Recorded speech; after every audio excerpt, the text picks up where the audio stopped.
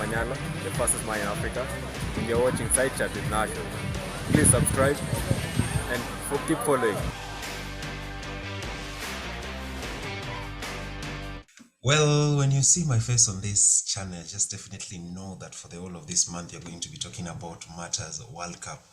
And it has been an incredible week for the African teams at the World Cup. Finally, we had our first win at the World Cup stage, that is Senegal winning a really tough fought game between Qatar. That was 3-1. Welcome to another edition of Side Chat with Nation, and you're going to be talking about a quick analysis of the developments that are going on in Qatar. And who better to join me at the backdrop of a really good game other than the man himself, Eugene Soti Ofori. Eugene, welcome once again to Side Chat with Nation. Thanks for having me. You look so happy, man. You're even putting on a Ghana jersey. Looks like it has been a good week for Ghana at the World Cup. It's not bad. It's not bad. It's been a week with mixed feelings.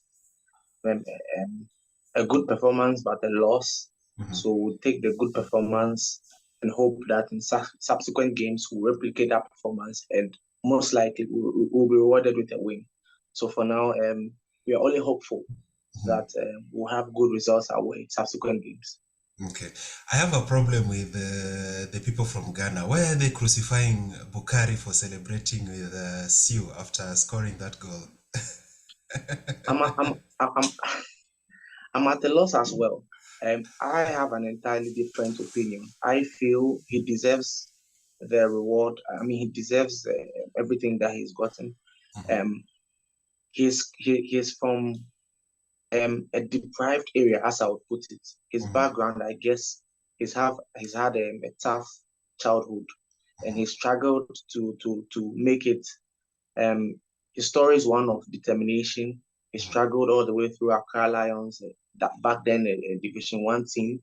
He made his way. He traveled abroad. He found his way in Nantes in France, and now he's in Red Star Belgrade. He's not even had up to 5 appearances with the Black Stars. He's been in and out of the team, not because he's been bad enough, but because he doesn't have a large following to advocate for his inclusion in the team. And fortunately for him, he came in as a substitute, and in less than 10 minutes, he scores a World Cup goal.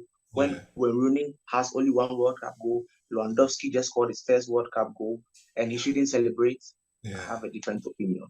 And imagine scoring against Portugal, where Ronaldo, one of the greatest players of all time, plays for, and he wouldn't celebrate with the Siu. No, I guess he didn't even do it well. He should have done it with so much energy. I guess the only problem you could say was at the point we're losing, and so he didn't need to celebrate that much. And I'm also saying if Iñaki Williams had scored that last chance, it would have been 3-3. Then nobody would have cared about his celebration. But because we lost the game, then we all go back to chastising him because it looks like you're looking for someone to blame, and he was an easy target. And he came to, in a way, apologize to Ghanaians that they misread his or misinterpreted his celebration. I don't have a problem with that. I think he deserves it, and he's good. He celebrated. These moments do not come to everyone. People have labored for 3 tournaments to score, and him in his first tournament in less than 10 minutes he scores. He should celebrate. Yeah, I think he totally deserves that. That's why I felt he didn't owe anybody an explanation as to why he did that celebration. In fact, even if I was him and I was a fan of Messi and I scored against Cristiano, I would have celebrated the same way. Absolutely. He should have. I felt he should have done it maybe in front of Ronaldo as well. I mean, and he owes no one an explanation whatsoever. He owes no one an explanation. He should do what he thinks is good enough. And once he's scoring and he's scoring or providing an assist for the Black Stars, I don't have a problem. Yeah. That was a brilliant performance from Ghana. I know you didn't win, Ghana didn't win, but that was an exemplary performance, putting up a fight against Portugal. And then now the big game that is coming up is South Korea versus Ghana. That's also a big game. And one name that I just have to put this into context, because this is a personal request from my friend who's from South Africa. So here's the thing, So in South Africa, there's an artist known as Ayu, and Oh, okay. yeah, so the artist has a song called "Good Day." So anytime they hear Ayu from Ghana, there's sort of like a feeling of fear, like this guy is so dangerous. So that's somebody that you're going to be watching out for. So going into the South Korea versus Ghana game, any major changes that you think Otto Addo needs to make? And which players do you think need to step up their game? I mean, we saw already Mohamed Kudus did an exemplary performance in the versus Portugal game. So any players or any changes that you think Ghana should make going into the game against South Korea? Obviously, the approach will be different against South Korea. So first of all, because of the star-studded attack or the potency of the Portuguese attack, Coach Otto Addo went with the back five to try and stall the attack, try and prevent an avalanche of goals from Portugal. And up to the time he switched to a back four, we had not considered a goal. So the back five worked. Comparing Portugal's attack to South Korea's attack, I think they are miles apart. And so we will not go with the back five, I'm sure. We are going to go with the back four. So it means one of the players in the back five that played against Portugal would have to sit, especially the centre backs. So I don't know if it will be Salisu that will go and sit, because Alexander Djiku and Daniel Amate have been our preferred or favorite centre back pairing for quite some time now, almost a year. Salisu just joined, and I think this was his third game. So if you want stability or want continuity or familiar faces in the back four, then it has to be Alexander Djiku and Daniel Amate. However, if Coach Otto Addo wants to play a left-footed centre back and a right-footed centre back, that's where the problem will be, because Alexander Djiku and Daniel Amate are both right-footed centre backs, which means he would have to drop one to play Salisu and then pick one of them. Or if he decides to play he can decide to play the three of them and add another one, which means that he might end up playing Salisu as the left back, Djiku as the left centre back, Daniel Amate as the right centre back. And it is very likely that Seydou Alidu might not start this game, because this game we are going to attack. Seydou Alidu started the game against Portugal because we wanted to defend, and it's very good defensively. Going forward, Tariq Lamptey is a better attacking-minded defender. So it's very likely Tariq Lamptey might start in that game. So it's very likely Coach Otto Addo will go with a back four. Now in midfield, Partey played the full 90 minutes, but I must say he underwhelmed. He didn't meet the expectations Ghanaians have set for him. And it looks like Partey is a live wire of the team. And so once he couldn't live up to the billing, generally, Ghana could not create a lot of chances. And so if Ghana is supposed to beat South Korea, Partey is one of the players who need to be switched on. He needs to up his game. It looks like Salis Abdul Samed impressed a lot of Ghanaians, and I'm sure he will impress Coach Otto Addo as well, and is very likely to keep his place. The problems will be going up front.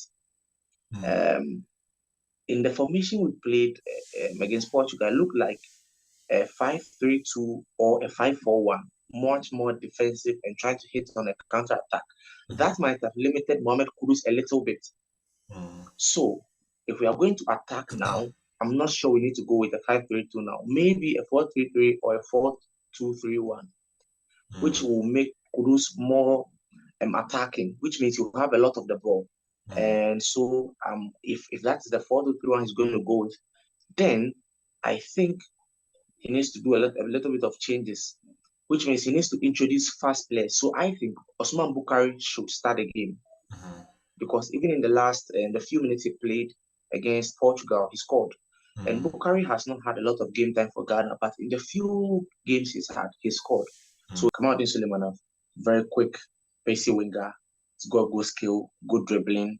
He loves to have 1v1 against opponents. He loves to cut in, and with his pace and speed, he can give us set pieces. And as I said, indicated, set pieces are where Ghana can thrive. We've got players who are good in aerial duels like Alexander Djiku, Mohamed Salisu, Daniel Amate, Andre Dede Ayew, Osman Bukari, Mohamed Kudus as well. So, and we saw the way Uruguay took advantage of set pieces. Diego Godin hit the crossbar. So, if not for the crossbar, that would have been a goal. So, we have seen one of the weaknesses of this Korean team in set pieces, even though some of their players are quite top. And also, Kamaldeen must play because these Korean players, as you've noticed, are very technical and are very fast. So we also need fast players who can also match them boot for boot in court. Yeah. So Osman Bukari must play. Mohamed Kudus was arguably the brightest spot in the game, even though it took him almost 30 minutes for him to calm down or match the tempo of the game. So I guess with a less potent South Korean side, I expect Mohamed Kudus to get into the game as fast as possible. Again, once Partey is in the game, I guess we'll be good to go. The problem will be, where do you play Iñaki Williams? Should Iñaki Williams start or not? And if Iñaki Williams starts, who does it start? Because if Iñaki Williams starts and you want Andre Dede Ayew to also start, then it means you will have to put Iñaki Williams on the right wing and play Andre Dede Ayew as a striker. However, the thing is, Dede Ayew is aging now. He cannot play a lot of minutes. And I think with Ayew's experience and age, I think he reads the game better. And if you watch the game, he scored the goal later on, I think in the 70th minute or something. But that was a long time from when he started the game. And he looked exhausted. So, in my opinion, I would have wished he sits down, reads the game better, and comes in the second half where he knows the spaces to exploit or where he can wreak havoc. Because you realize he noticed the mistakes from Danilo Pereira, and you realize Danilo Pereira is not a natural centre back, he's a midfielder. But I don't know why Coach Fernando Santos decided to push him to defense. So Ayew noticed that mistake, and even though Pereira went for the ball, he still stood in his position. Pereira missed the ball, and Ayew was right there to slot in the ball. So I think Ayew reads the game very well, and so it's better if he sits back and watches the game, reads the game very well, and comes to effect a change in our game. So I'd prefer maybe Iñaki Williams on the right wing, and then Antoine Semenyo should start the game. That way, I think Ghana can match Korea boot for boot, because I think South Korea, a very technical side, fast-paced side, good players who try to sit deep and pounce on the counter-attack. So even though they look like favorites, we can easily beat them. However, we do not need to commit a lot of men up forward, because when we do that and they catch us on the break, on the counter-attacking situation, we might pay for it. And exactly that was how Ghana considered the last two goals, via counter-attacking situations. Jordan Ayew lost the ball, the second goal, Joao Felix's goal, in the middle of the park when our players were transitioning. A lot of them had crossed the halfway line to Portugal's half, trying to go in a counter-attacking situation. So we had few players behind the ball in our own half. Once Portugal had the men and with the pace, we were beaten to it, and Joao Felix scored his goal. The third goal is another goal, a classic counter-attacking situation, which means that even though Ghana has the men to go forward, they have to be wary of what happens behind when there's a counter-attacking situation. Which means their players must be switched on, and at all times must be careful so as not to lose the ball in key areas, not to suffer from a counter-attacking situation. Okay. I think one of the things that you need to talk about, I've forgotten the name of the goalkeeper. Atizigi. Yeah. Do you think he needs to be subbed, or he should also start in this particular game?